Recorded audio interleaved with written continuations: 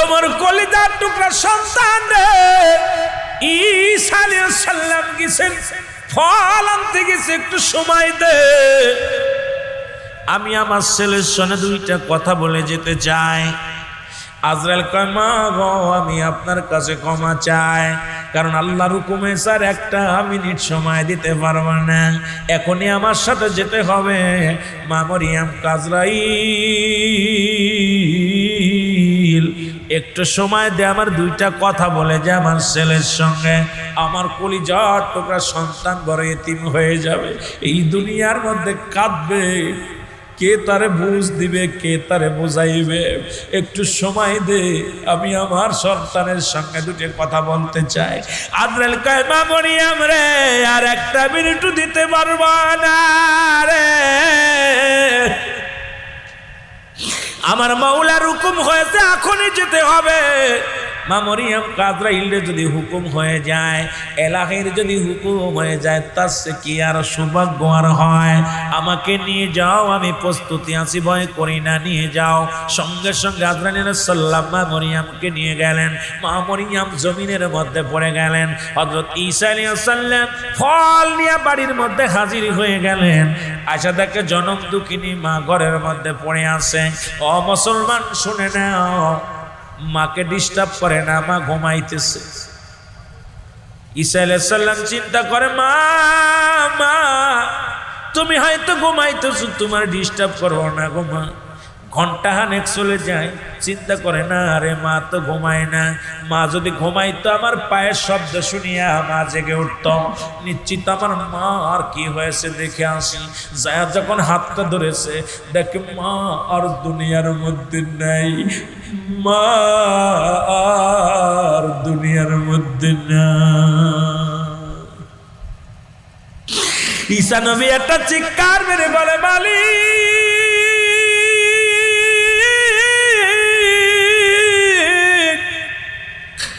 আমি আমার মাকে ছাড়া কি নিয়ে বাঁচবো রে? তুমি আমার মাকে নিয়ে গেলে আল্লাহ, আমি এই ফলগুলো কারে খাওয়াইব?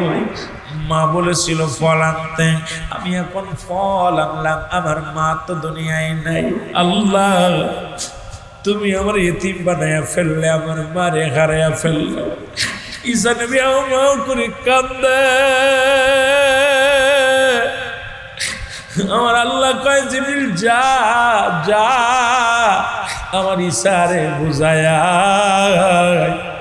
আমার ঈসা যেন কাঁদে না, কারণ আমার হুকুম যখন হয়ে যাবে, একটা সেকেন্ড আমি দেরি করবো না, আমি তার মারে নিয়ে আইছি। যখন তার হুকুম হয়ে যাবে, তারও নিয়ে আসবো, কারণ এই দুনিয়ায় পাঠানোর আনাই হলো আমার খেলা। সুতরাং সমস্ত মাখলুকাতকে ফিরাই নিব আমি আল্লাহ। যায় বল আমার ঈসারে যেন আর কাঁদে না। মায়ের জন্য আপনি যদি কাঁদে, মা জেগে যাবে, মা জেগে যাবে। মা যদি জেগে যায় রে, এই দুনিয়ার ইতিহাস হয়ে যাবে গো। মায়ের শীতানে বসিয়া সন্তান যখন কাঁদবে, আমি বাধ্য হয়ে যাব মাকে জাগাইতে। যা আমার ঈসা নবীরে ডাক দিব, সে যেন আর কাঁদে না। জোরে জোরে চিল্লা বলা যাবে না মারহাবা। ঈসা নবী ডাকতে বলে, আমার মালিক, মুছে ফেললাম চোখের পানি রে, তবে আমাকে তুমি পর দিচ্ছ, মরা ডারে জিন্দা করতে পারি, একবার আমার সুযোগ করে দাও, আমার মারে আমি জিন্দা বানাইবো, আবার তারে নিয়ে যে রে আমার আল্লাহ। মুসা ঈসা আলাইহিস সালাম কি করলেন?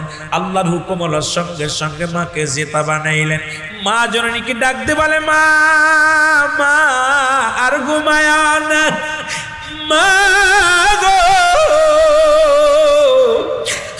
আর ঘুমায় না, ওঠো। লাভ দে হযরত ঈসা আলাইহিস সালামের মা মরিয়াম উঠে গেছে। ডাক দে কয়, বাবা আইসো? কয়, মা আমি আইছি, তোমার ফল আনছি। কই বাবা ফল আর কেমনে খাবো, দুনিয়া থেকে আমি বিদায়। কই মা আমি তোমার ফল খাওয়ার জন্য ডাকি নাই, তোমাকে ডেকেছি। আগে বলো আজরাইল আলাইহিস সালাম তোমার জানটা যখন বাইর করেছে, তোমার সাথে কি কোনো দুর্ব্যবহার করেছে? তোমার জানটা কেমনে বাইর করেছে আগে আমার জানাও।